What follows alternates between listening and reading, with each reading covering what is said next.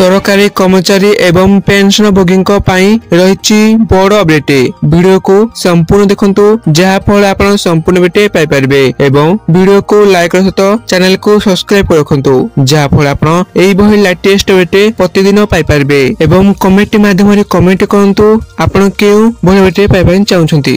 आसंतु संपूर्ण खबर उपरे नजर पकेबा। सारा देशर लक्ष लक्ष केंद्र सरकारी कर्मचारी एवं पेंशनभोगी वर्तमान गोटे खबर उपरे ध्यान देइछंती। अष्टम वेतन कमिशन किछि समय धरी कॉरिडोर रे एक चर्चा चली जे सरकार जनवरी 1 2026 रु नूतन वेतन कमिशन लागू करी कर्मचारी मानकु एक बड़ नूतन वर्षर उपहार दे पारंती। एही आशा एवं कल्पजल्पना मध्यरे केंद्र सरकार एबे संसद रे परिस्थिति स्पष्ट करछंती। अर्थ मंत्रालय एही सद्यतम विभूति सोशल मीडिया एवं कर्मचारी मध्यरे चलथिबा समस्त कल्पजल्पनार अंत घटाइछंती। तेणु सोमवार डिसेंबर 8 तारिख 2025 रे संसदर शीतकालीन अधिवेशन समय रे अर्थ राष्ट्रमंत्री पंकज चौधरी एक लिखित उत्तर रे अष्टम वेतन कमिशनर कार्यान्वयन तारीख संपर्क रे गुरुत्वपूर्ण सूचना प्रदान करछंती। सरकार जनवरी 1 2026 रु अष्टम वेतन कमिशन लागू करको प्रस्तुत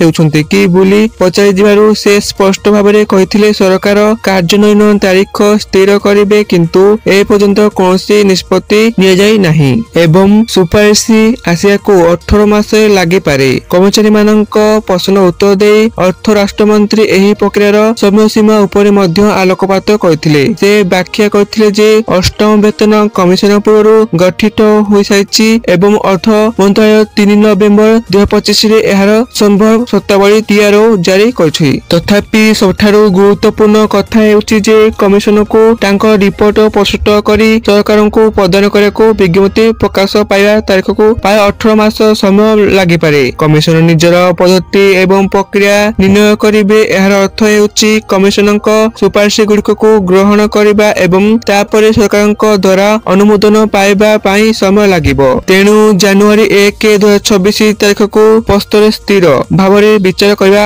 आकलन हेबो एवं 50 लाख परिवार उपरे सीधासलख प्रभाव।